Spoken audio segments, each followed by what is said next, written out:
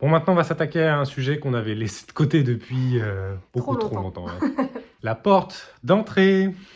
Donc on est content de pouvoir enfin l'attaquer parce que c'est clairement un gros chantier qui reste encore. Comme vous pouvez constater, du coup, le mur est vraiment à l'état brut. Donc une fois que la porte sera changée, on pourra attaquer le placo et ça, c'est cool. Donc la porte, elle est vraiment très ancienne. Il y avait un vitrage ici qu'on a juste caché par un bout de carton.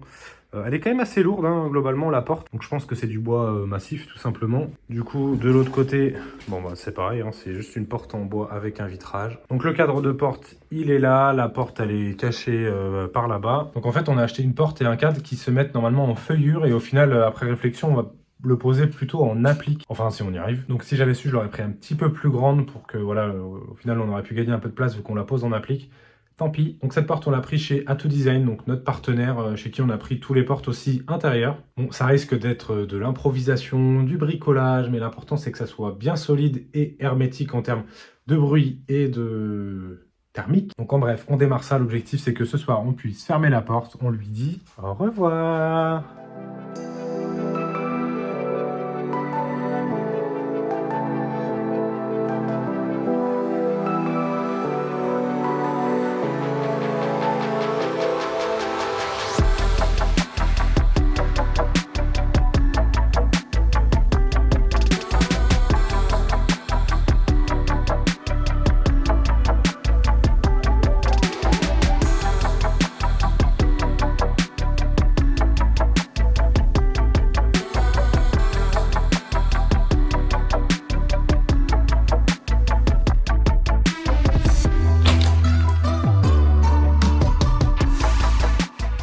Bon, maintenant, qu'est-ce qu'on fait? Très bonne question. Donc, la porte fait 196,3. En sachant qu'on va rehausser le sol de 4 mm à peu près, ça fait 196,7. Je préfère laisser 3 mm de jeu en dessous, donc ça fait 197. Et il faut un jeu aussi au-dessus par rapport à la fermeture de la porte de 3 mm, donc 197,3. Réfléchir. Cerveau en éruption. Terre à Pluton, l'Orient bonbon. Quoi, tu connais pas? Bah bien sûr que si, Bah alors. c'est limite.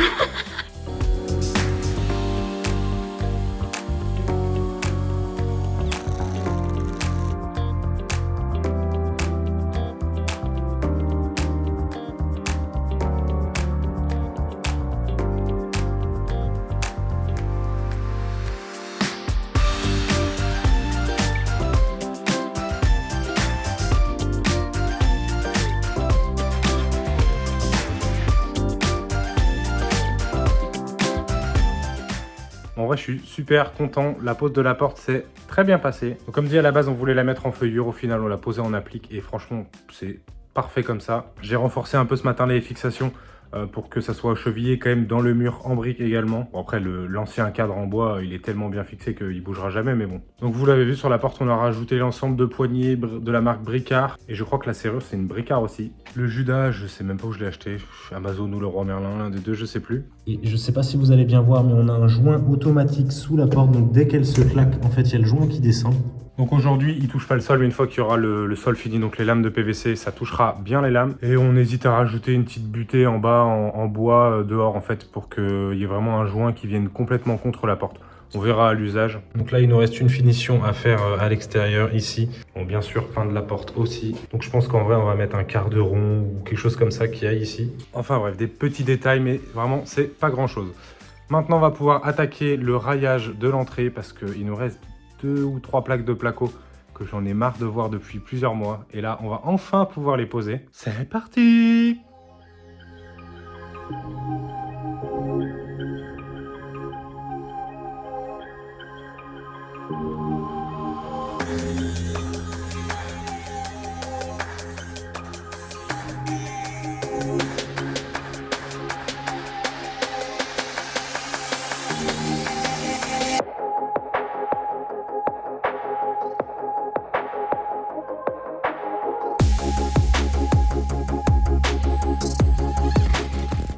Vous savez ce qu'on va faire? On va faire une petite blague à Mélissa. Et tu sais ce que j'ai vu? J'ai vu un truc sur TikTok où on peut récupérer les étincelles de tout ce qu'on meule, quoi, rail montant, tout ça. Et on peut en faire un truc de ouf pour la véranda. Mais tu veux genre faire ça comment, Clem? Bah, dans un sens, j'ai vu qu'il y en a qui faisaient ça. Et une fois qu'on les a récupérés, tiens, ça va habiller le haut de la véranda, ça va être vachement sympa. Ok, moi je vois pas du tout, mais si tu veux. Hein.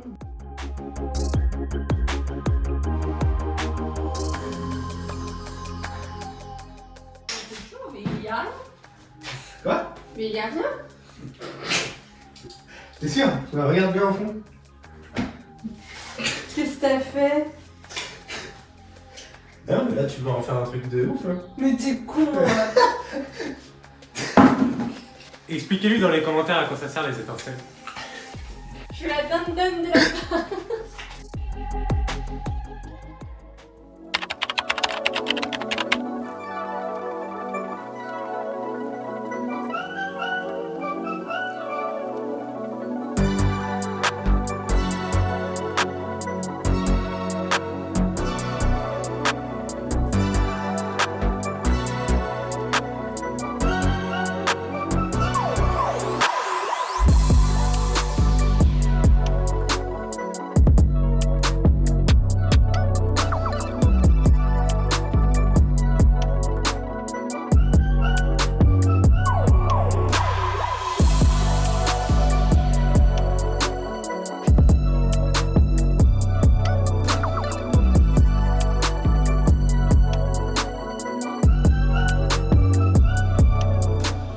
Bon, ça y est, une bonne étape de fête. J'ai peint la sous-couche des plaintes, donc maintenant il ne restera plus qu'à les peindre. Quand on peindra les murs, on fera directement à l'airless un ensemble pour que ça se fonde bien.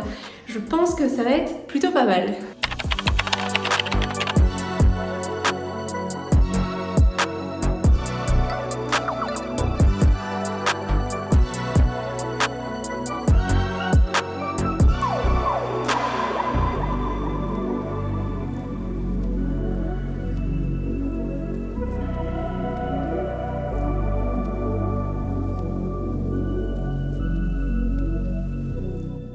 Bon les amis, une décision cruciale est en train de se jouer actuellement.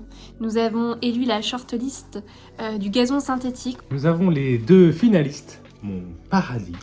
Et... Non, mon petit paradis. Ah pardon. Il y a écrit quoi là? Non mais tu couperas ça. Ah pardon. non, Allez, je couperai pas. Que les gens voient que j'ai raison. Donc il y a mon paradis et le Carnaval de Rio.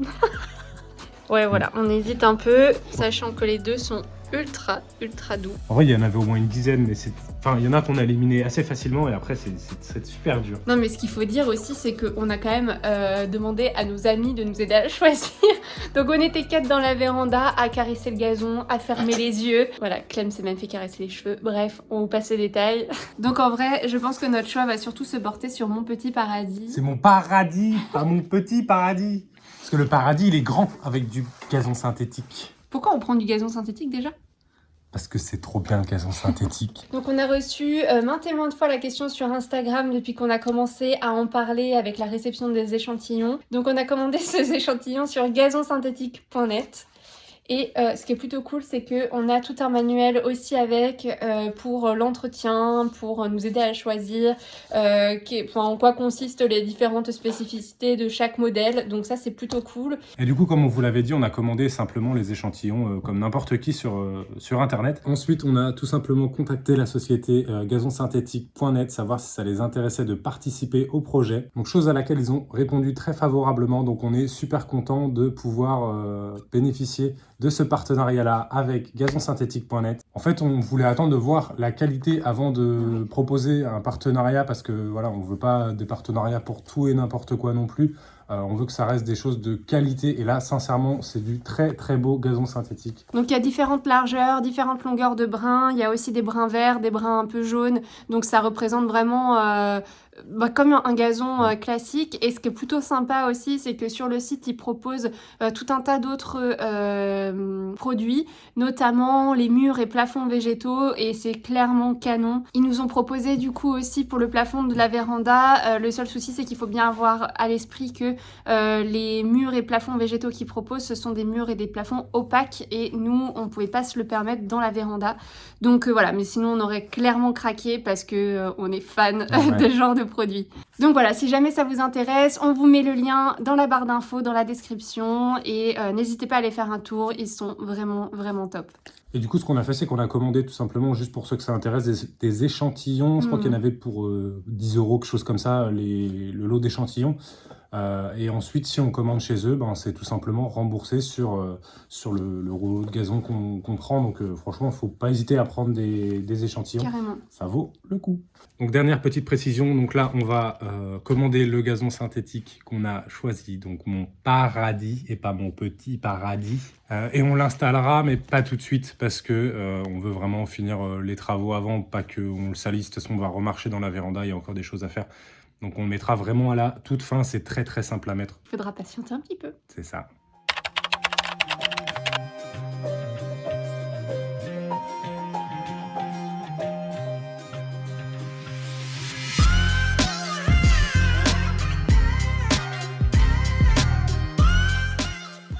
Il y a un problème, chef. Un petit problème de taille.